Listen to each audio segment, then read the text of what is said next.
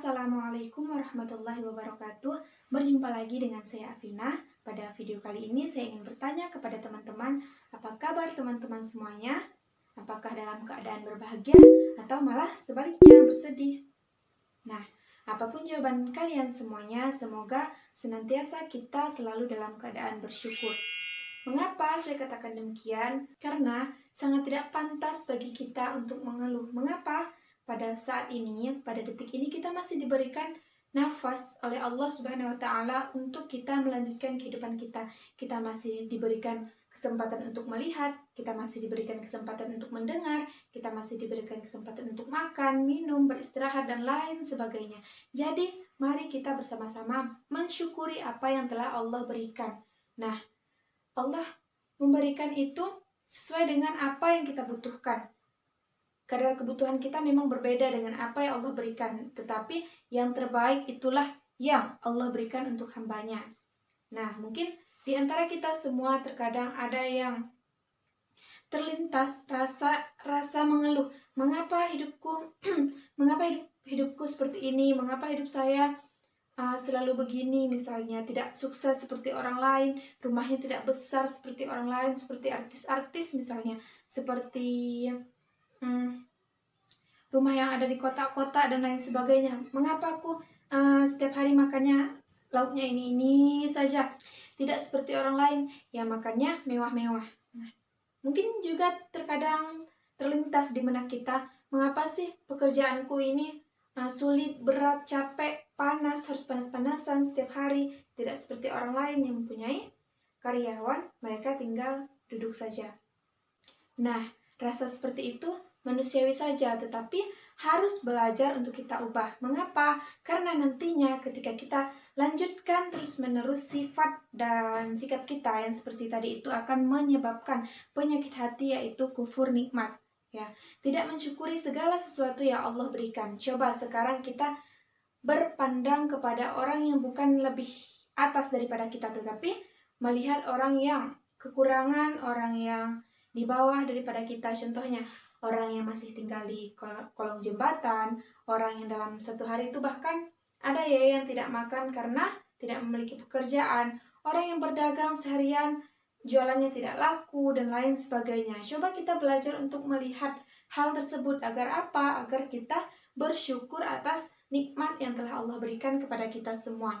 Nah, mungkin kita terkadang mengapa nikmat si A dengan saya Allah berikan tidak sama, rezeki si A dengan saya Allah berikan tidak sama. Itu Allah sudah punya rencana untuk hambanya. Jadi apapun yang Allah berikan itu apapun yang Allah berikan kepada kita itu disyukuri. Nah, jangan kufur nikmat. Jadi jangan sesekali untuk kita mengeluh, untuk kita pasrah, mengapa hidup saya seperti ini dan lain sebagainya. Coba kita belajar menjadi orang yang kuat seperti orang-orang yang di luar sana, yang walaupun sudah tua tetapi jiwanya itu melebihi dari orang muda. Walaupun dagangannya tidak laku tetapi masih dikerjakan secara tiap hari. Coba kita mengambil pelajaran dari orang seperti itu. Insya Allah kita akan bisa menggapai apapun yang kita inginkan. Allah telah memberikan sesuatu kepada hambanya, dan Allah telah merancangkan untuk hambanya itu, dan hambanya lah yang nanti menjemput rezekinya. Bukan kita pasrah, diam di rumah. Kapan sih rezekiku datang misalnya? Kok nggak ada datang-datang dan lain sebagainya. Itu kalau seperti itu semua saya yakin di pasar itu orang sepi, di jalanan itu orang sepi, orang semuanya duduk di rumah menunggu rezekinya datang. Nah, itu mustahil ya. Bukan mustahil, semua atas kehendak Allah, tidak ada yang mustahil. Tetapi berpikirlah secara logika, kalau kita tidak bekerja, dari mana kita bisa mendapatkan uang? Jadi selagi muda ini rajin-rajinlah untuk bekerja, mengumpulkan apa yang kita inginkan. Semoga apa yang kita cita-citakan itu dapat tercapai. Amin. Nah, mungkin ada yang terlewat di dalam hatinya. Apa yang perlu aku syukuri? Toh hidup aku seperti ini, rumah saja peot misalnya, tidak makan dan lain sebagainya.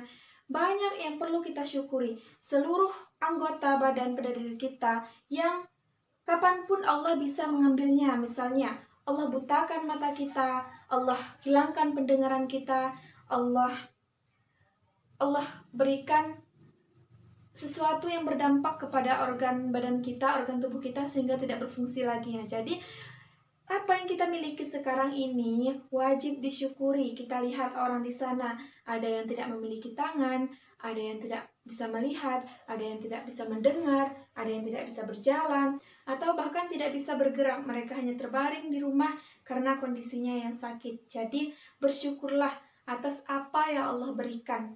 Baik itu menurut kita kecil, besar maupun sedang, segala sesuatunya itu disyukuri. Nah, ketika kita bersyukur, insya Allah rezeki yang kita miliki akan Allah lipat gandakan.